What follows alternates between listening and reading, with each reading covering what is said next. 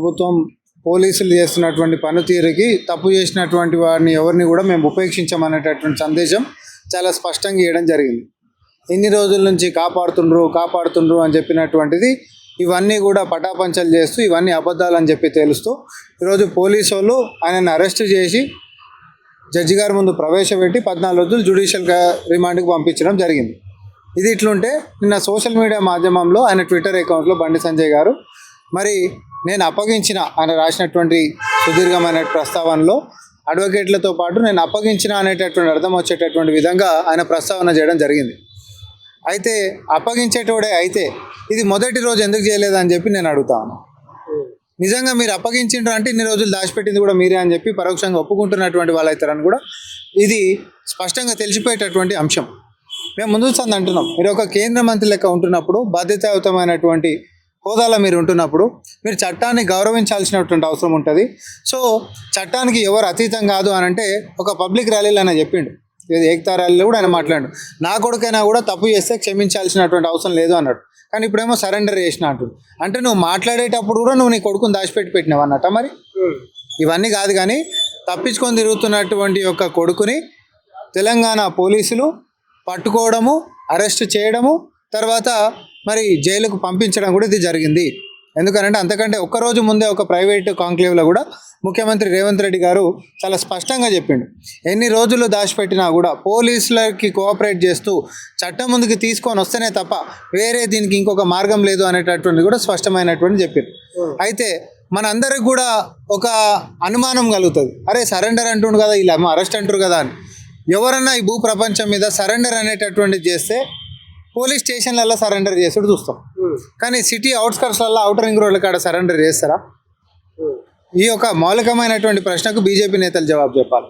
నువ్వు నీ కొడుకుని నిజంగా పోనీ అట్లా కూడా సరెండర్ చేసినావు అనుకుంటే, అయితే మరి బండి సంజయ్ గారు ఎందుకు ఇట్లా చెప్పిర్రు అని అంటే, బండి సంజయ్ గారు దేనికోసం చెప్పిండంటే ఒక కేంద్ర మంత్రులు ఎక్కువ ఉండి అట్లా చెప్పుకోకపోతే సిగ్గుపోయేటటువంటి పరిస్థితి. కాబట్టి నీ కొడుకు తప్పించుకొని పోతుండే అంటే పట్టుకురు పోలీసు వాళ్ళు అంటే బాగుండేది. కాబట్టి అంతో ఇంతో ఆయన గౌరవం కాపాడుకోవాలని అంటే నేను పట్టి ఇచ్చినా అని అంటే కొంచెం అంతో ఇంతో జనాలలో కొంచెం మైలేజు లేకపోతే కొంచెం పరువు బతుకుంటుందేమో అటువంటి ఒక ఆశ.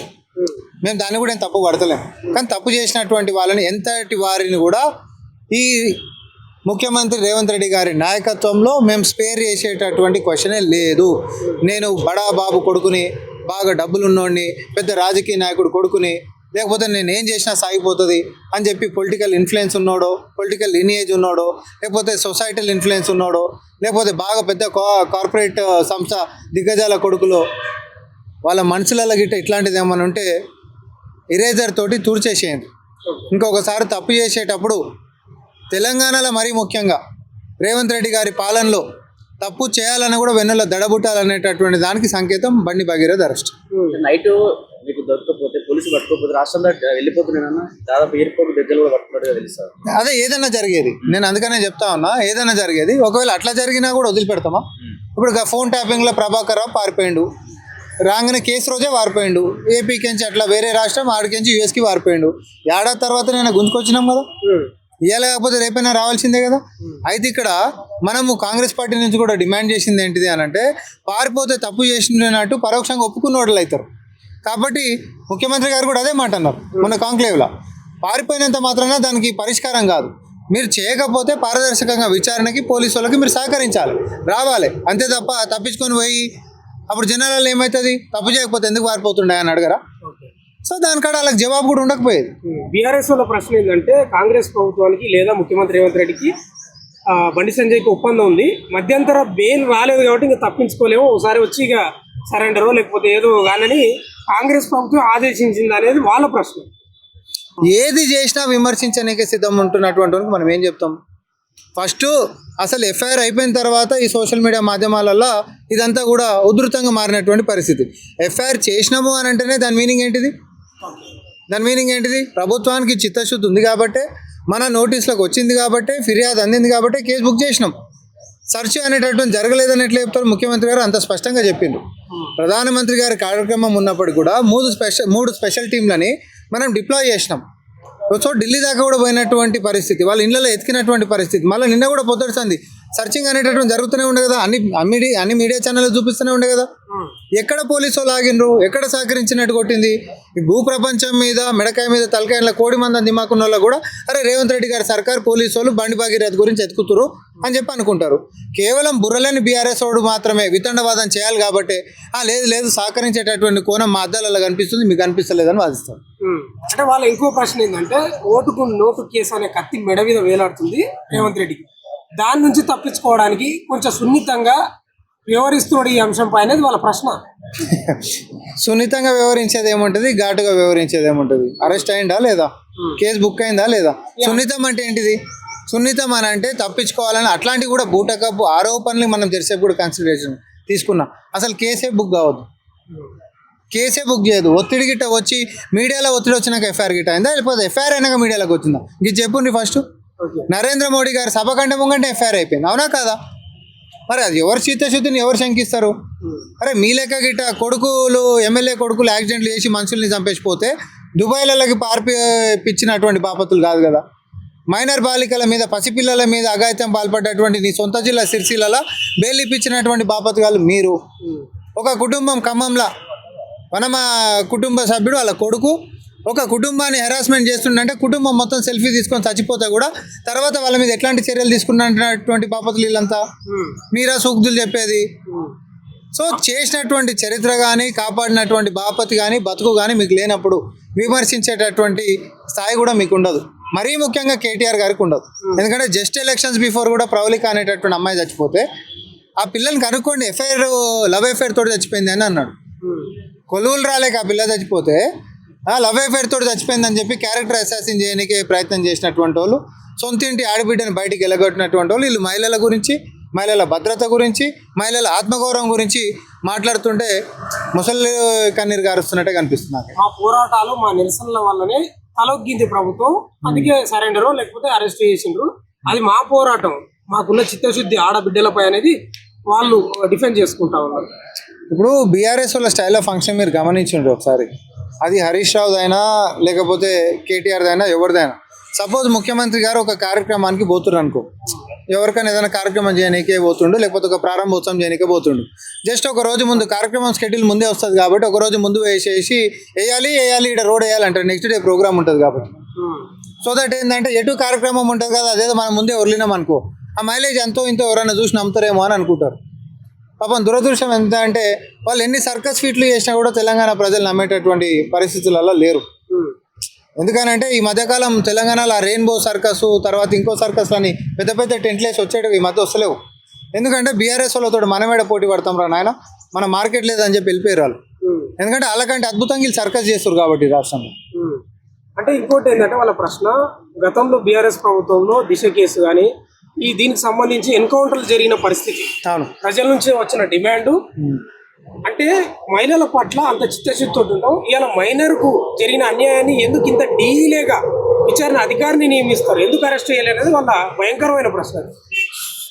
మీరు దిశ మ్యాటర్ అన్నాడు కాబట్టి చెప్తున్నా, ప్రజల నుంచి ఒత్తిడి వచ్చింది కాబట్టి ఆ రోజు ఒక నలుగురిని తీసుకొని పోయి తెలంగాణ 3 గంటలకి ఎన్కౌంటర్ చేసినటువంటి విషయం మనందరికీ తెలుసు. కానీ ఆ పిల్లలది ఫేక్ ఎన్కౌంటరు, తర్వాత అసలు ఆ సంఘటనకి పిల్లలకి సంబంధమే లేదనేటటువంటి అంశాలు కూడా వచ్చినాయి.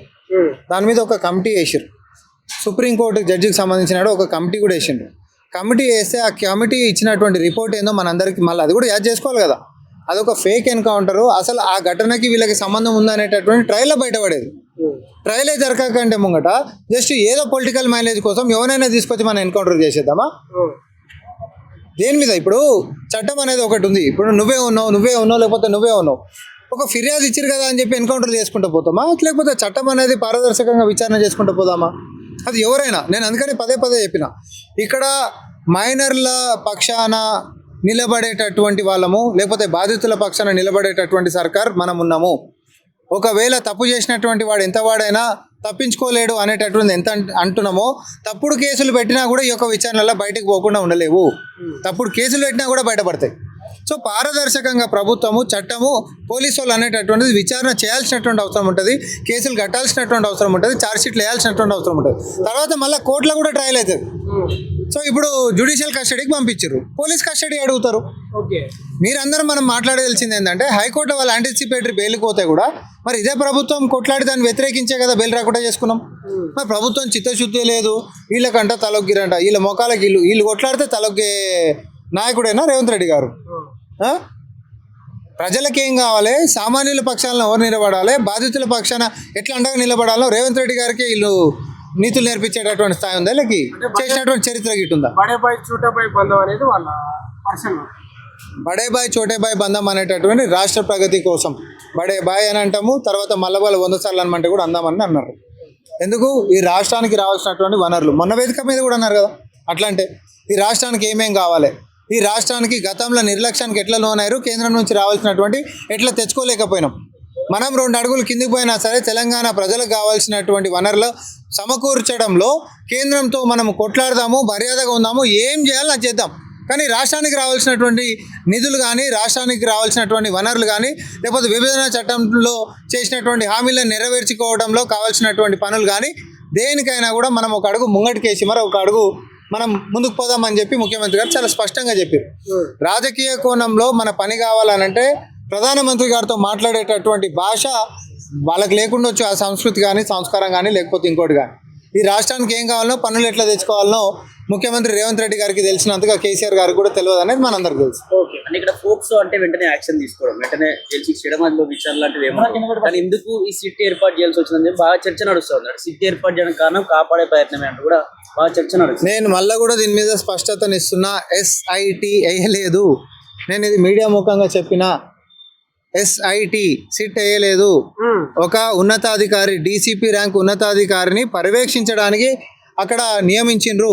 దేనికోసం అని అంటే ఏ రకంగా కూడా, ఎందుకంటే రాజకీయ నాయకుల యొక్క పిల్లలు ఉన్నటువంటి నేపథ్యంలో ఈ కేసు అటు ఇటు కాకుండా, ఇంకోరైన అధికారులు కూడా అటు ఇటు చేయకుండా ఒక ఉన్నతాధికారి యొక్క పర్యవేక్షణ, అంతేకాదు వేగవంతంగా ఈ యొక్క కేసుని టేకప్ చేయాలనేటటువంటి ఉద్దేశంతో ఒక DCP స్థాయి ఒక అధికారిని అపాయింట్ చేయడం జరిగింది.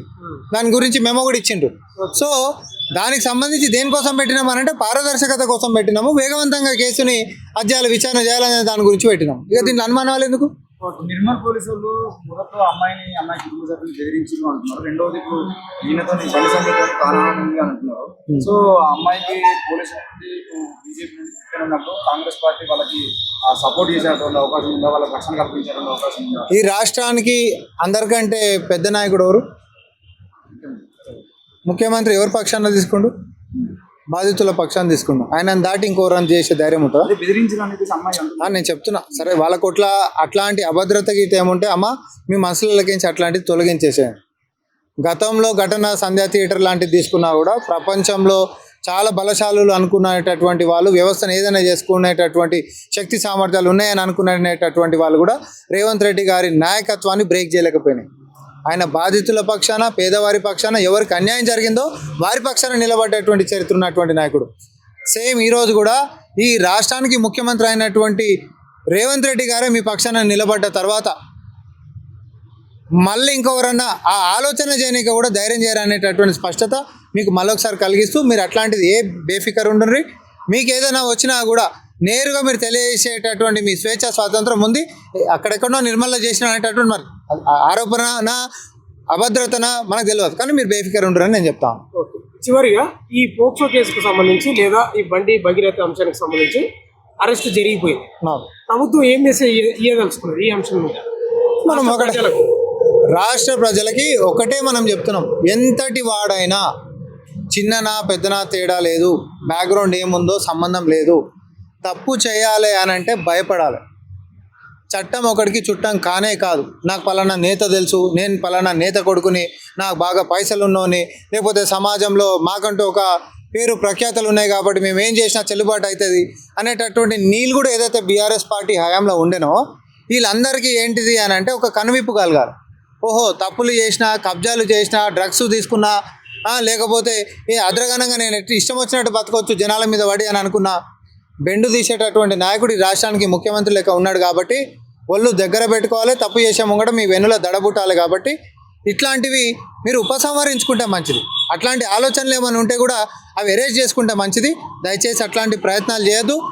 గతంలో పట్టినటువంటి గతే మిగతా వాళ్ళందరూ కూడా పడుతుందని చెప్పి మళ్ళీ ఒకసారి మేము స్పష్టం చేయదలుచుకోండి.